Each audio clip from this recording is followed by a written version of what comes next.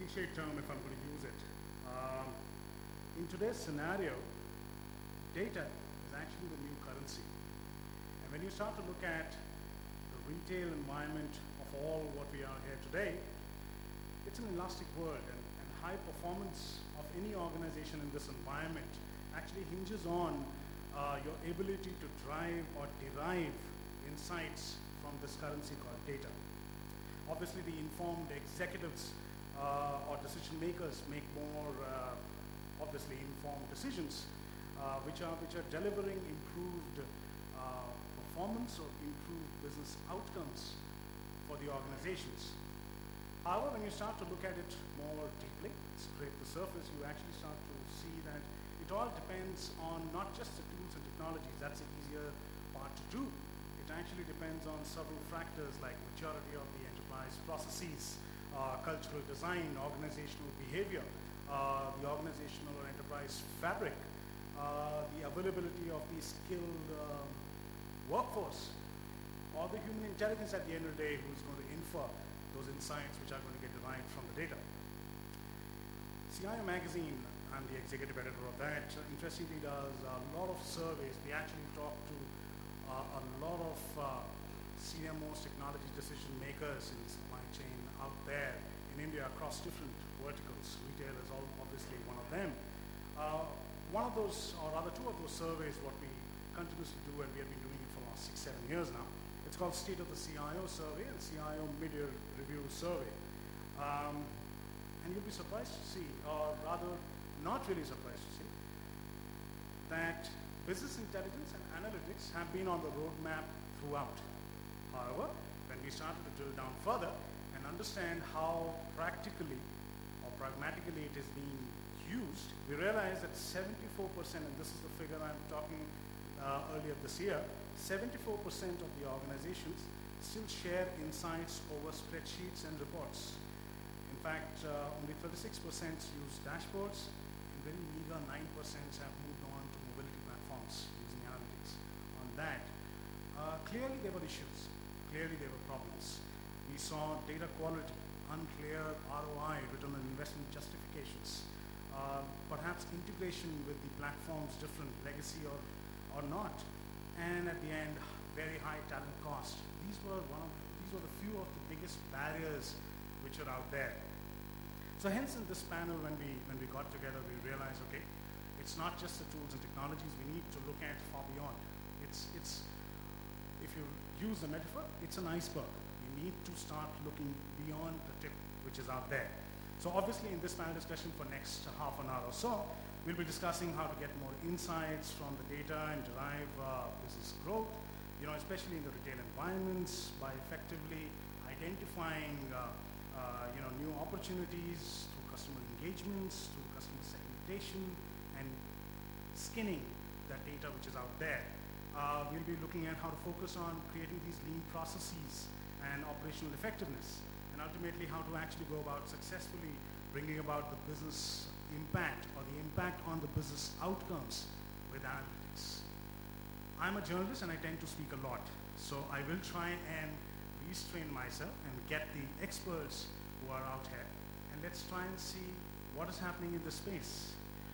So Daryl, you have been a career retailer throughout, 30 odd years or more than that I believe. You have been there. If we step back a little and try and understand in your experience, how have you been seeing business looking towards the senior most technology decision makers to figure out how to increase the business value by deriving insights from that data, from that currency we were talking about? What has been your experience on that? Can I just say to start with that when I started, there were no cell phones, there were no SMSs, it was all done manually. And so the three big changes that I've worked through in retail in the last 35 years, one would be the arrival of technology. Truthfully, when it arrived, I hated it because it actually got me desk-bound. I was stuck at the desk looking at screens and making decisions. Second change was that retail formats kept getting invented, new ways of doing business. And third, which is the dangerous one that I've experienced, is less time to do everything. So whilst my view is that the technology was a problem to start with, if you harness it, if you get control over the data, you can actually use the technology to give you more time, because you can move from a reactive process to a proactive process. If you can identify mistakes faster, you can fix them faster, you can save costs faster. Equally, if you can identify successes, you can capitalise on successes. So my view on the data intelligence side is you have to know where your business is and you have to use it accordingly. You have to have the skills and you have to know what the values of your business are about. And then you use the data to give you the feedback on whether in fact you're being successful or not being successful. Subhadeep, same question. How do you look at the business, looking at this impetus on deriving business benefits, and how to actually start figuring out to go about creating this actionable intelligence with analytics? Yeah. Allow me to explain what we do in India from CAFO perspective. We are engaged in the wholesale cash and carry business, which means that we typically deal with kirana stores, professional customers, hotel, restaurant, institutions, etc. So in each of the customer segments, their expectation from CAFO is very, very different. Somebody wants a contracted price, somebody wants delivery at doorstep, etc.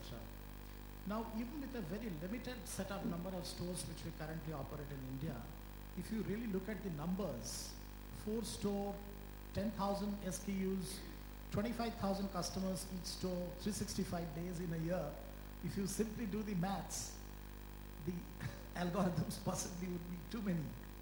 The permutation combination would be too many. So it is not possible for the business to go through MIS reports or cluttered analytics and derive a value out of this. So what has happened within our organization typically, it is a management guidance report which typically the senior management is looking from the CIO and his team. So it's a business guidance report which means essentially a high value analytics which is an actionable intelligence. And I will mention an anecdote and explain that. In our context, what does it mean? So that we connect better with the audience and with your real life scenario.